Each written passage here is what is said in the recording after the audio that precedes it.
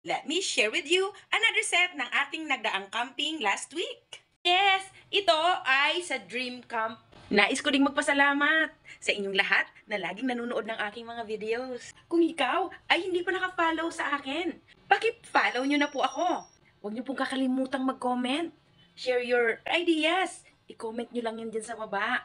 Para lagi tayong nagkakakwentuhan. Masaya yon. Kailangan lagi lang tayong good vibes. Panoorin po natin. Dahil nga tayo ay magka-camping na muli, meron syempre tayong tent. Pagsapit ng gabi, inalok tayo ng boss. Maaari daw kaming mag-bonfire. Kahit wala naman kaming plano na gawin to. Aba, masaya to. It's a real camping.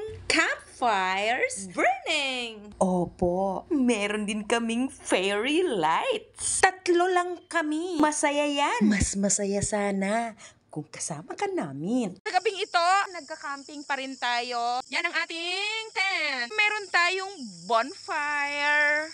Ayun si Amiga. Halap. Kaganda eh. At ang aming isang kasama nasa loob ng tent. Kita ba ako? Kita ka, oh! Kita pa rin ako. Kaway ka nga, kaway. Kinabukasan, magandang umaga. Morning.